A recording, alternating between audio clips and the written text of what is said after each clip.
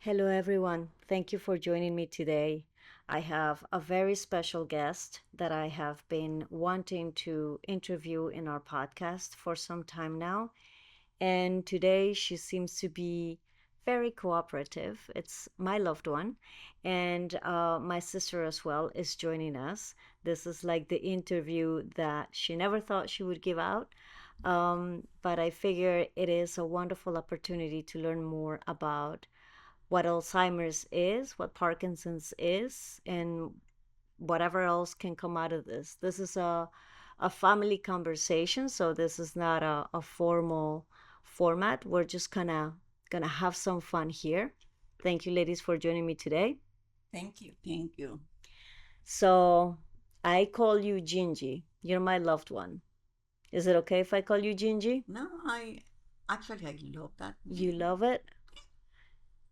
Do you have an idea of why I call you Gingi? Gingi. I don't remember how.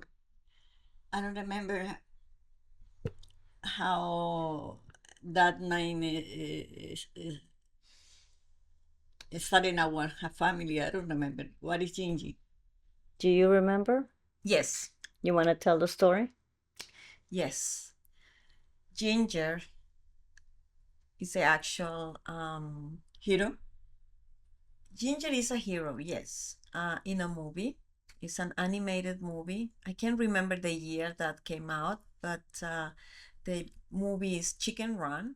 And the hero or heroine of the movie is a chicken that never gives up. No matter how many times she is brought down, her dream is to free not only herself but her friends from a farm that is turning into not a dairy farm, but they need to make more money. They need profits. So they thought that maybe making chicken pies will be the ideal business. So of course they want to, particularly Ginger, want to save her, but especially her friends. She is so clever and so smart and so wonderful that she probably was able to escape a million times, but she wanted to free her friends as well. So she tries many, many, many times, hard work, determination, and she never gives up until one day, finally, after trying a zillion times, she free everyone in the farm. That's it. So we associate our mother, our loved one, with that kind of character and Tenacity? tenacity. Yes. Yeah. That's why we call you Ginger. So sometimes I call you Ginger, but Gingy is to me I think even sweeter. It's a faster way also to say it. I call you that in public, right? Yes. So for me to call you Ginger, Ginger, it sounds weird. And we don't know if it's gonna be next to someone with ginger hair, so I don't wanna I don't wanna come across insulting, so I call you Gingy. So Yeah. there's the story. Oh, very interesting. You have been a great influence and source of Tenacity. inspiration and tenacity Tenacity. to our family. But you have also inspired a ton of people in your career. I know you don't remember this in details, so Sis and I can give you a little bit of a start, and you tell me if it strikes up a memory. But you have your own professional career before you came to the States. Of course, journalist. Right. And you remember all these details because they were prior to your, I guess, middle life adulthood. It seems that with Alzheimer's, your younger memories, your fonder memories, are the ones that you seem to go back to and gravitate to. But the newer memories, the memories that you make even today, are the ones you forget. Yeah, I can right? understand that. Right. So my sister has a lot of stories of this, but you helped a lot of people when you were working as a real estate salesperson and a real estate broker. And you educated people about mortgages, people that were getting ready to bite more that they can chew. And at one point in a certain area in Westchester County, you were a little celebrity. You couldn't go anywhere without people recognizing you. Do you remember this? No. Do you remember, sis? Somewhat. Somewhat. I remember trying to do grocery shopping with you, and in the middle of the aisle, somebody stopped you and gave you like a quick rundown of who they were, and you were helping them, and they were referred to you by some other client, and you couldn't take a few steps without somebody stopping you on the street. Wow. You've been very generous with your time, with your knowledge, always. You always have been. Very good. That made me almost cry. So we talked earlier, we talk every day. Um, do you feel any different knowing that you have Alzheimer's? Does it help to know that you have a diagnosis, or does it make no difference? No, no difference. How so? And the problem is because you don't feel anything, no pain, no nothing like that, no clear. I can go anywhere and people will not say, "Oh, that lady has Alzheimer," or it's not the noticeable. Not visible. Not like a touchable pain, for example. No, not at all. And you're right. I mean, you're not someone who's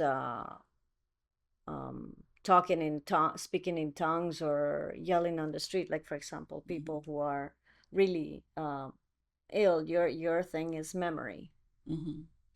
How do you feel about Parkinson's? We don't talk enough about Parkinson's. Yeah, I don't know if one one problem or one disease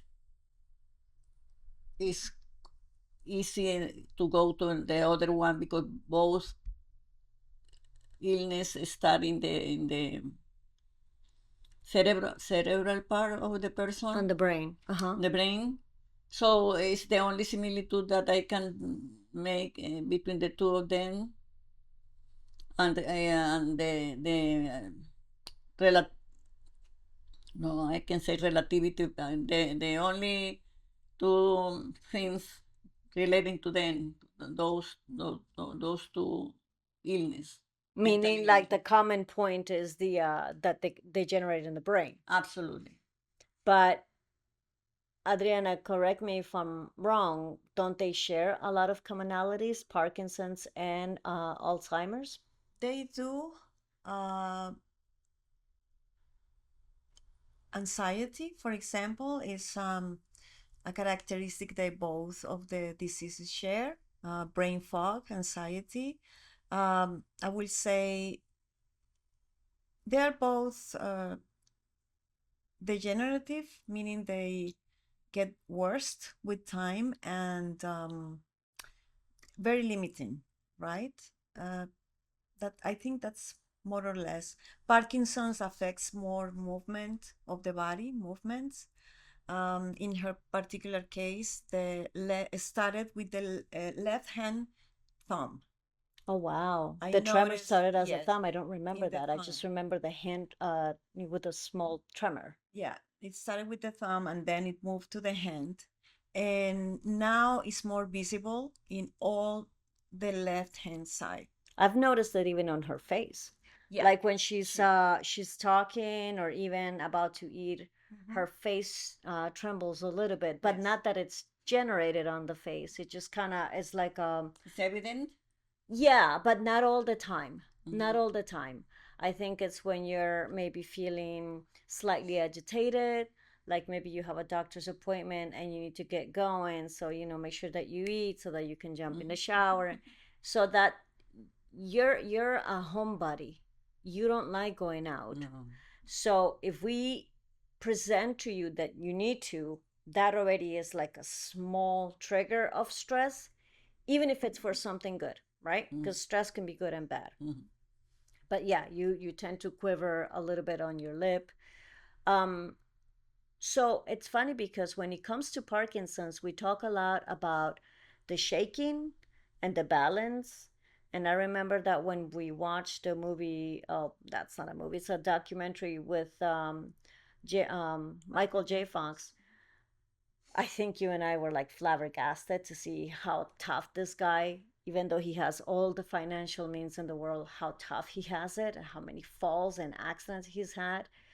And but I don't think that there's enough attention being placed on eating, swallowing. Um, some people later on in life may have problems choking. So this is one of the reasons you think I'm just being a pain in the butt. But when I tell you in the morning and you're sitting in bed to sit up all the way, it's not that I don't want you to relax, it's that if you're at a slightly off angle, you could choke because your motor skills are compromised, right? So some people have a real hard time with eating, swallowing. Um, but it seems that Gingy's case is not that extreme. Is it because it's too early, or is it because of that gene mutation? We really don't know, but we are moving a step forward. We are doing everything. As you can see, her sadly, she has forgotten a lot of her English. She tends to speak mostly in Spanish these days. She used to speak Italian. She probably forgot all about it or confuses us with other languages like Portuguese, etc. So her voice is still there. She has no issues communicating, and that's what we are trying to preserve. We don't know eventually if she will probably stop talking or communicating, or so, like I said, we are doing everything out there to to stop the deterioration The process. progression. Yes. When you say that, sorry, when you say that her voice is still there, you mean from her mind that she's still, Strong voice when she talks. oh, her You actual can, vocal cords, yes, her her real voice. vocal cords, Okay. yes. Uh, but with the same therapy for Parkinson's, they are introducing a lot of cognition exercises, both from physical therapy and language therapy. Both the ladies, our therapists, introduce a lot of cognition.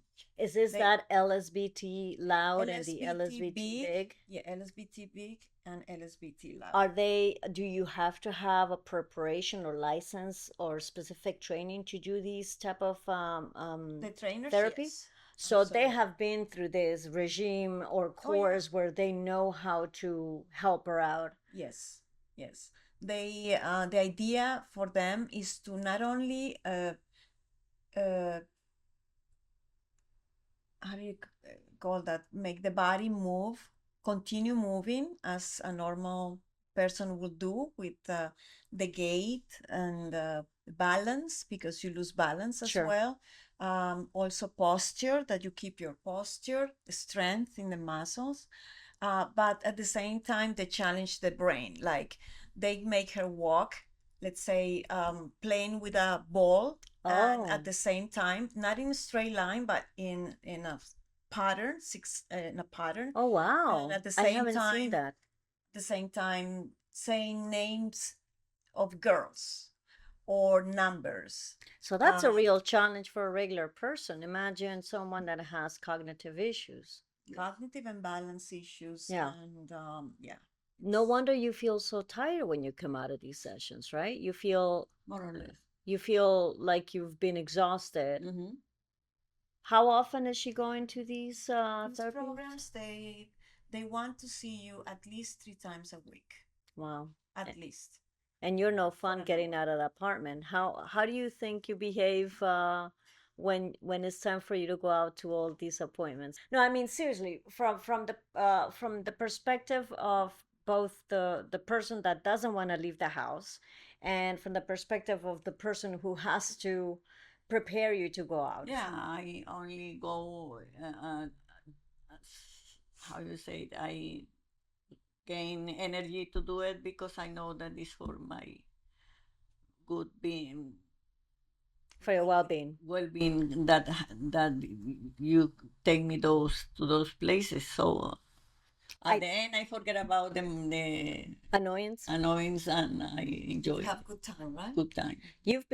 I definitely have noticed an improvement in your mood and your willingness to cooperate because I know that in the past you have made Adriana cancel appointments simply because you didn't want to get out of bed. Mm.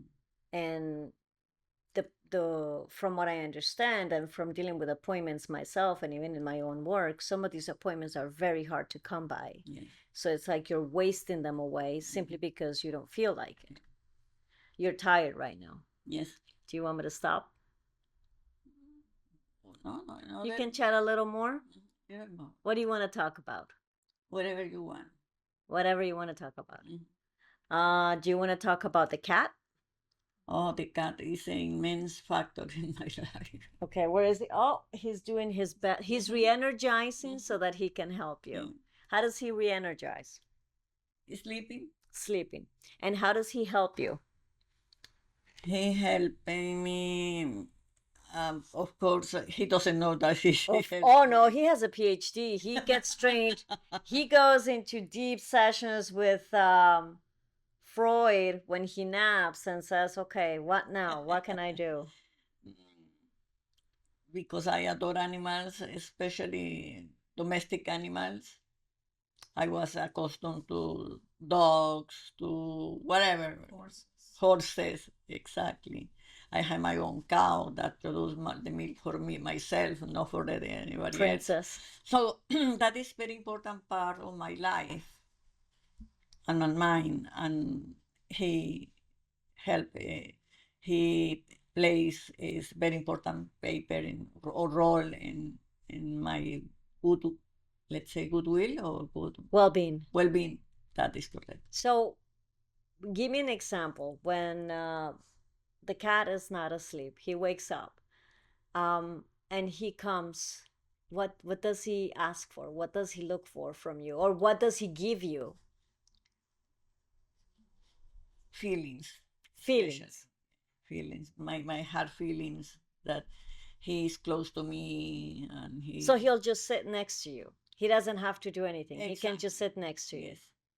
What do you do when he's sitting next to you? Massage him. And You're petting him. That's why you're petting the microphone. The microphone is the cat right now. Yeah. Okay. Sorry. And so I immediately reconnect with him. And That puts you. mhm. It's animals are very soothing. I mean, Therapeutic. Sis and I always go bananas when we see a cute dog or. But this cat is not very loving. I mean, he even. He's not very I friendly. learned just an hour ago that he bit you just yesterday, today, after asking you for petting. So, I don't remember. but yet you still continue to pet him. More than hitting me is to make some gesture that to stop. To make me to stop, but not really hurting me. So you're maybe overstimulating him, and Mhm. because your attention, you don't realize you're pushing it. That could be. Does he do anything for you, sis? Wow. He's the sister you never had? No. Wow, he does without doing a thing. I When I serve him food, I ask him, "Why do I love you so much? What have you done for me lately?" And I think that he's just his presence, the things he does that are funny, or sometimes he acts very human. When one of us is sick, he wants to be next to that person. Um, uh, when he checks on mom, when he loves to play with you, and when you send us messages via the camera, and he goes crazy because he can hear you but he cannot see you, so he's like meowing like, where are you? So just by Like a good peeping, boy. being peeping. He knows you're talking about Yes. him. And the strangest thing is that he's not, like you said, the most cuddly cat, but mom has br- broke him down, I guess. How do you say it? Tame him.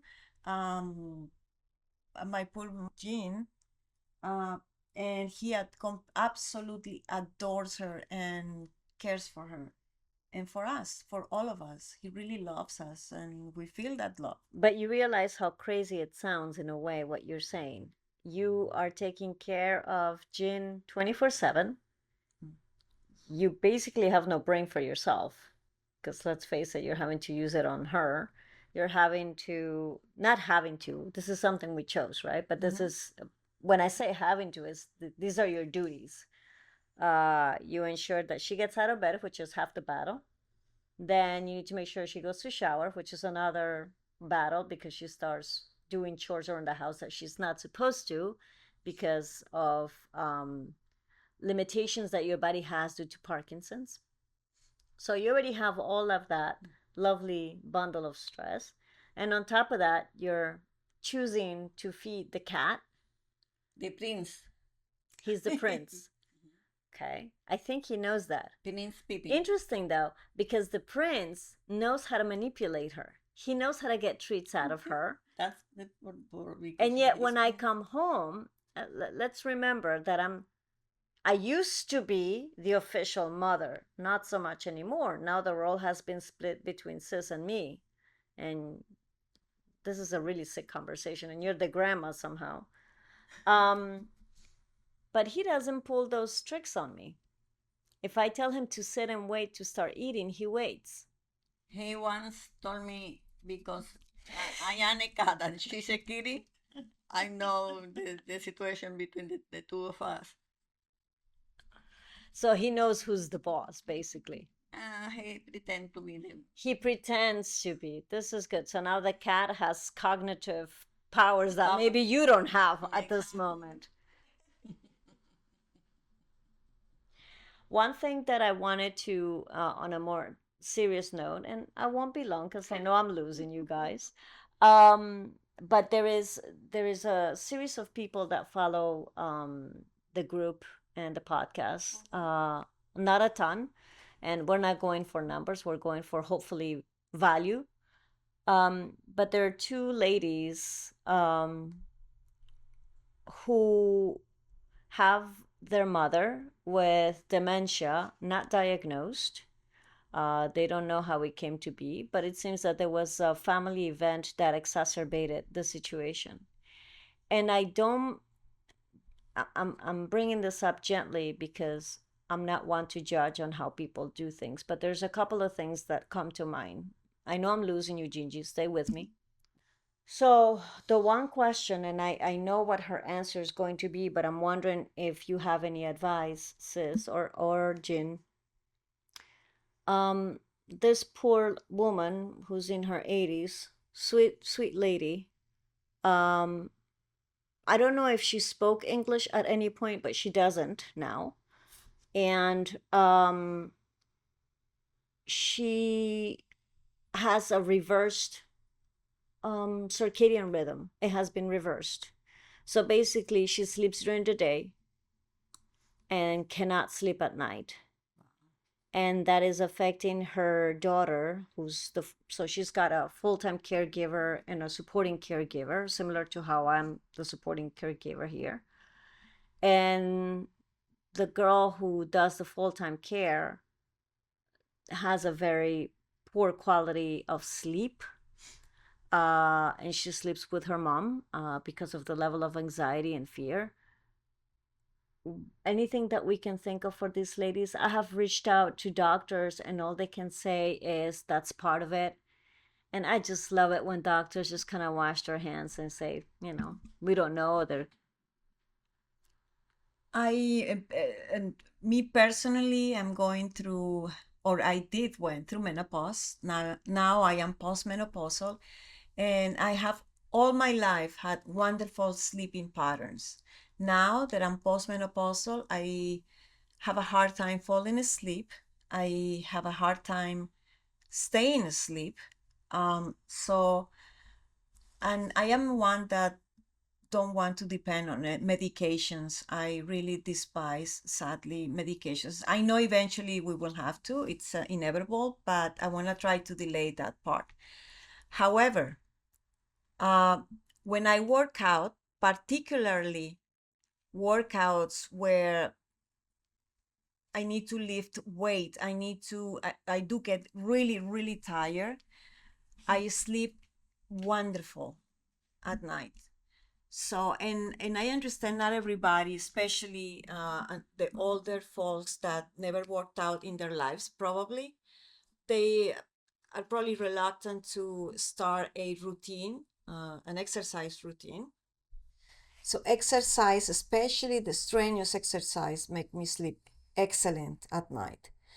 My suggestion is maybe create some sort of game or where both of them or the three of them are involved, and the lady doesn't realize she's actually exercising. uh, Something fun but they make her move and feel exhausted. I think that I can look and search for what type of games, but they all have to be involved so that she doesn't realize she's exercising or tiring her body. You're Because thinking like Jean with her physical therapy, it looks like, that whole grabbing a wall and walking in a certain pattern. yes, That's but in the case, because I don't know if your friend's mom um, is in any type of physical therapy, but it doesn't have to be as, I mean, it has to be something that maybe both of them are involved in, and so that, like I said, so she doesn't know she's working out, but she's actually getting her body tired. That's yeah. a fun game. Let's I think she likes music. If I I think heard she your likes dancing. Yeah. Not exactly dancing, sorry, singing. singing, so maybe combine some singing. Okay, Ma, so let's sing this, and maybe we move the Like a at mini the Zumba. rhythm exactly of the song or something that if you make your body tired, I promise you, your body's going to have to go to sleep to recover, and do it in a certain time of day that works, I was right? just Just gonna like a, ask you that. So maybe like in the late evening. Uh, I mean, uh, someone like me, I wake up with exercise, but mhm. that's me. I know that you've been experiencing this because you're basically back to your workout regime like we used to have it, and now your quality of sleep has improved Yes, significantly. Jane that doesn't works have for that me. problem. That works for me. No, she doesn't have interesting enough. She doesn't have that problem. She sleeps perfectly. She can take a nap during the day and still doesn't affect her night sleep. So the last thing I want to ask you, Mireja, before I completely lose you, which is about 3 seconds from now, because I see that you're fidgeting. Um, this particular person that we're speaking of is older than you, and I could be wrong, but by just having a small conversation, I get the feeling that, like Adriana says, she didn't grow up in that mentality of exercise, right? You did. You've been exercising since 4:30 in the morning since I was a child, and I recall. So in your case, it's not exercising is more of tiredness from your back rather than not wanting that. What would you recommend for this particular person who's older than you, who has, I believe, never exercised in her life? What would you recommend that she does to get herself tired on a normal schedule, on a normal nighttime? I, the only thing that I start thinking about is it's easy for you or to animate or to put that the other person that we are talking about here is walk. You don't need to say tell exercise. Simply make her or him walk a lot, and that is the beginning of the exercise. Because Maybe a reward afterwards, right? that is the work. That's a little trick that we do with you, which you definitely milk, right? Exactly. Okay, so there was that exercise that you guys were doing at some point with this lady, and some people was just walk, walk, walk. That cute. I think that was on Yes. YouTube. That's still available, right? Yes, it's And very good program. so even though you're not doing weights, you're still exercising. You're getting some circulation going. Absolutely. That's the But I think that weights, even if the 2 pound or the 3 pound, help. and believe it or not, the body starts feeling better because the body craves these things. The body craves resistance, and it's just getting used to it. Start a little bit becomes a big deal later on. I'm pretty sure that they can introduce some of those steps. Maybe one day she leaves one weight or the other, or the next day Alternating it. Yeah, make it fun, not repetitive, because that's when you start to lose interest. Exactly. Something new. Oh, we can be creative, right? And I'm pretty sure that there's a lot of tips out there for stimulating someone and keeping it engaged, interested. Any closing statements, Gingy? We exceeded your 30 minutes of patience. The only thing that I said is that try many things until you get one that you really likes, and stay there and help yourself. That's wonderful advice. You're a good girl. Thank you, Gingy, so much for your time and unbelievable amount of patience here as you're moving my equipment around and trying to jump out of your own skin. So apologies for the external noises. I'm not in my normal studio, as I said before, but I wanted to bring my family into this conversation and see if you guys can relate or if anyone can learn from our situation. And thank you again for joining us. Wishing you all a great rest of your week. Take care.